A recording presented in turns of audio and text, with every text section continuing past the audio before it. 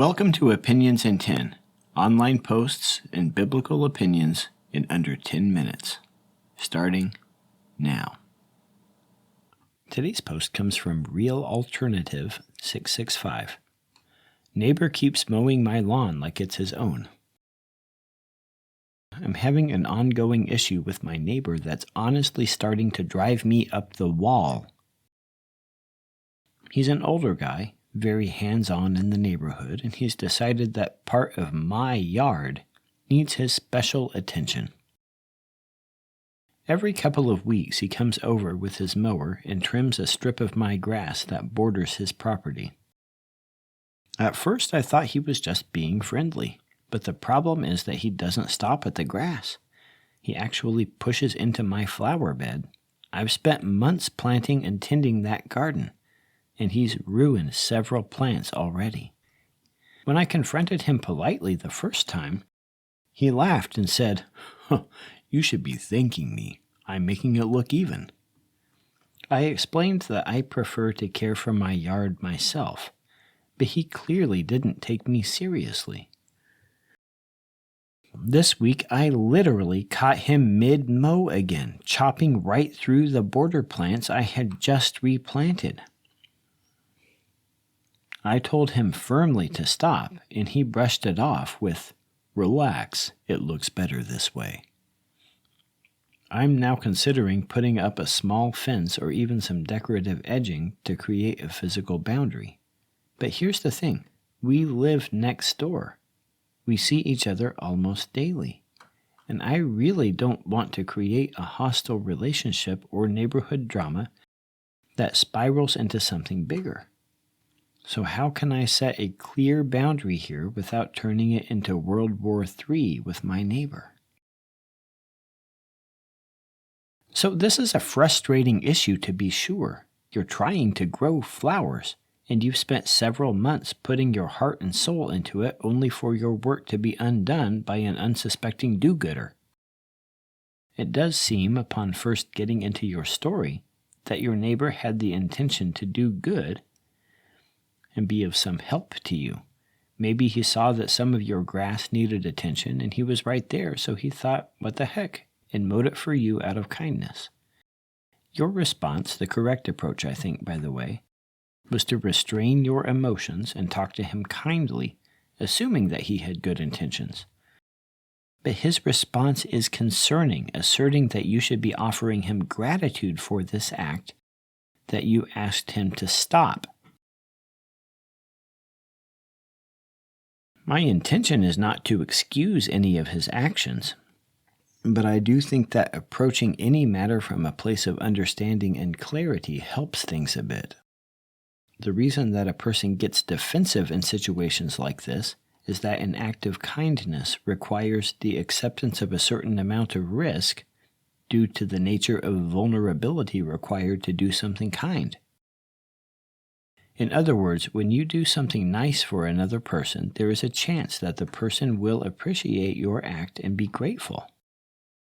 But there is also a risk that the other person will not be happy about it, and it will cause you to feel hurt and humiliated. The chance of being humiliated and hurt is where the vulnerability comes into this. And there are people who understand that they have issues with knowing how to react to the negative side of this, and as a result, negate the feeling with comments that they believe to be humorous. They take the point, but in a way that causes them to save face. And I would pass the entire thing off as being harmless if it weren't for the fact that he continued to come back after you told him no. That's definitely not okay. But for some reason, he thinks it is. To continue to come back as if you had said nothing at all makes a strong implication that he considers himself, and not you, to be in charge of your home and your property. The only clue we have as to why he would think this comes from your description of him as an older guy. The fact that you would describe him in this way makes implication that you are a younger man. I assume you're a man, you didn't really say. But this guy seems to think that he's in charge because he's older than you. There's a commandment in the book of Genesis given to Adam which tells him that all of the trees in the garden belong to him, but that there is one that does not belong to him. Now this may not seem like it amounts to a hill of beans, but to make any kind of instruction is an implication that it rests on an axiomatic principle of morality, in this case that of boundaries. There are things that belong to you, and there are things that belong to others. This is really quite a profound moral principle, as all laws passed and all of morality taught anywhere are ultimately based on the moral standard of property rights. Your neighbor is seeming to have an awful lot of trouble realizing this. He seems to believe that if a man was born before a certain time, then he has authority over a younger man's property.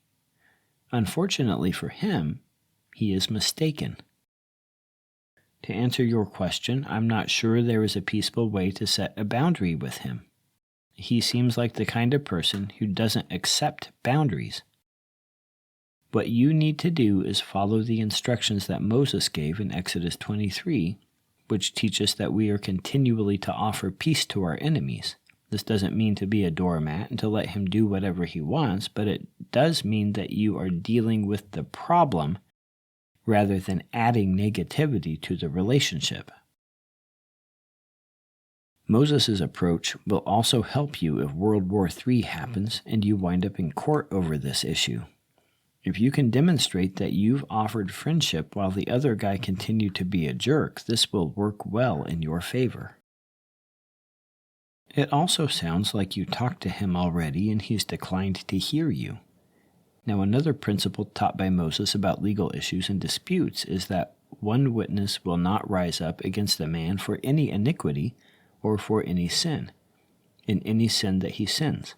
At the mouth of 2 witnesses or at the mouth of 3 witnesses shall the matter be established. You'll want to have witnesses if he does this again, both to the commission of the act and to your asking him to stop. Now, whether that's a person or a camera is up to you. If that doesn't work to deter him, then you can take legal action in small claims court. From what you described of the guy, it sounds like if you put up a little fence around the area, he would just knock it down and say he was doing you a favor and that you should be thankful. But in any case, you have to protect your rights. He's got to learn that being older doesn't mean he owns your house. And I doubt he surrenders that idea peacefully. And that'll do it for this week. If you like this content, please like and subscribe, and I'll see you next time. God bless.